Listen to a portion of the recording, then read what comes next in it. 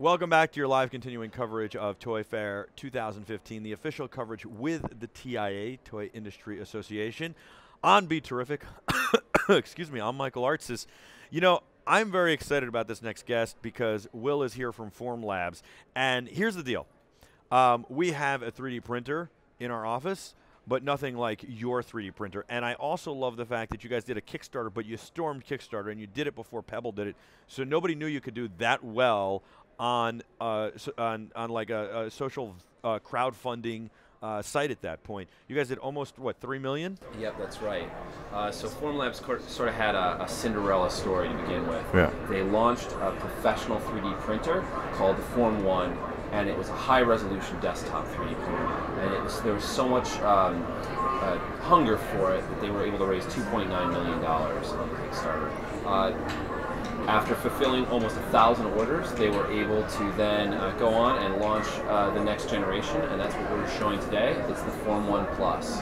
So this is, again, a high-resolution desktop 3D printer. It uses a process called stereolithography. And I know you've said that you have a 3D printer. Yeah. This is probably something like what your 3D printer produces. Right. That's a little chess piece rough, right? This is actually probably nicer than what ours prints, but pretty much like this. Yeah, so that prints on one of those machines in about 1 hour and 45 minutes. We've just launched a new draft mode. This is coming off of our machine, and this prints in about, in less than half the time, 39 minutes. I need you to switch mics. Oh, no problem. Sorry about that. Yeah, no problem. We've had some. Is this working? Yeah, that's working. All right, we got good cables. Ooh, I can hear it. I feel the power. You feel the power? Yeah, seriously. You feel the power. Oh, You've yeah. got the power. Yeah. So this is like a finished product, and this is like something you just prototype. So you couldn't really sell this, but you could sell that maybe. We could sell that. I mean, we're still aiming at that prototyping market, at toy designers, at professional engineers, at industrial designers. But you know, if you're somebody who just needs to have the best 3D printer out there, this is a desktop 3D printer. It's affordable. It sells for $3,299, and it comes with everything you need to start printing these. And so this piece, to give you an idea, the cost of this piece is about less than $3. So you can you can bang these out. And you can see the smoothness is really different. You don't really have that layer line. And if you look in the middle, you're going to see a little tiny piece of DNA right there. You look right through the door of right there. Oh, wow. Yeah. Yeah. That's amazing. That's unbelievable. What a cool chess piece. Now, is this somebody's DNA? No, it's maybe our company's DNA. Yeah. This was actually designed by one of our engineers, Craig, and he has this cool thing. He loves to put snails on everything. There's actually a snail inside the stairwell. Is that a bracelet? That looks like a tire bracelet. Yeah. So this is something new that we're showing off. This is called our flexible resin. If you feel it, you can actually print a flexible piece now.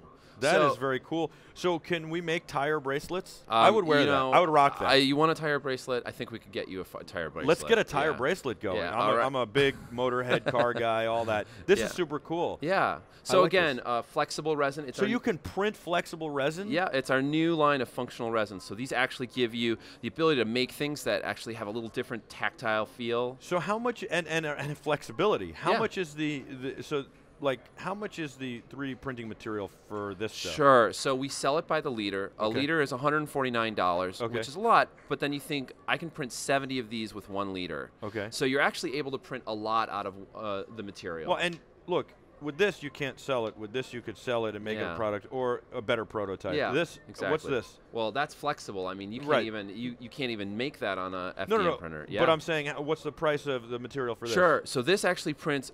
This costs 2 times the amount of our standard resins, and that's because it does offer a little bit more functional possibilities. Now, the printer, I think we can get a shot of the printer here too. The Formlabs printer. Sure. It's a cool little box. It's orange. It's very nice. Yeah. And that is how much does that go for? So the printer is $3,299, and something that is crazy about this machine is that it actually prints upside down.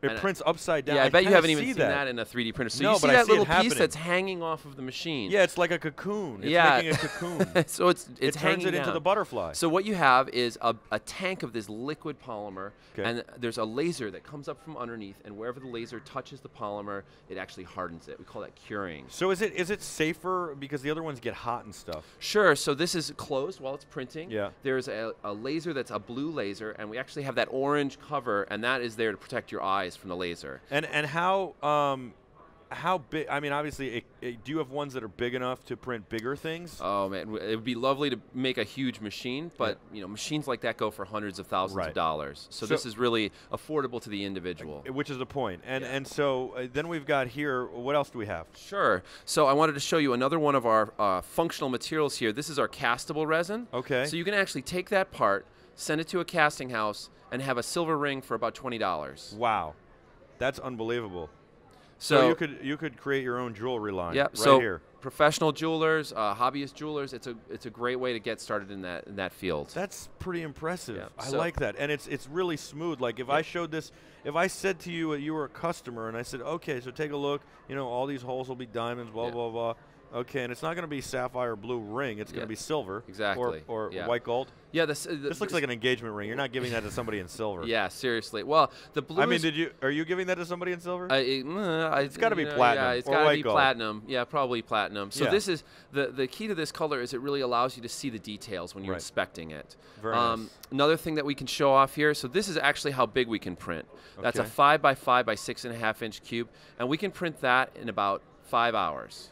5 hours, that's it. Yeah, so you're able to make things faster than ever before. You can make them for a low cost. You can make a high resolution model. I mean, this is complicated for 5 hours. Yeah. And very smooth, and finished. Like I said, it's twice as fast as FDM. I love it. So then the last thing I want to show, this is a Toy Fair special right here. Okay. This is designed by an animator who used to work at DreamWorks. His name is Robert Vignon. That's what I used to look like with hair. Yeah, Benedict Cumberbatch, right? Yes, yeah, you're rocking that. I did. I rocked the 1870s haircut, 1770s haircut. So Benedict there is made out of our white resin. It's extra smooth. It gives you a nice polished surface if you want to get something smooth. And we've seen a lot of toy designers really interested in that material because they love having that smooth surface. It means they don't have to do any sanding or cleanup when they're prototyping. Yeah, it's very, very nice. This is cool, and I love it. What do you think of Toy Fair?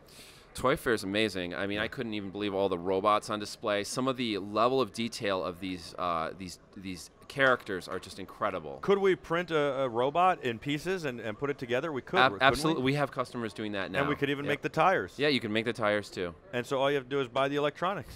Yeah, that's exactly right. Yeah. Very cool. What was your favorite toy growing up? Oh man, I loved the Voltron. You know, the lions. Yeah, sure. Yeah, you were Voltron, not Transformers. You were Voltron. I loved them both, but come on, I mean, lions that turn into like a character with a giant sword. Yeah, that's pretty cool. Yeah. So I like the Thundercats. I was a Thundercats guy. Thundercats were awesome. Yeah. Little zany, right? Yes. Silverhawks, Thundercats, right? Thundercats ho. Yeah, Thundercats ho, exactly.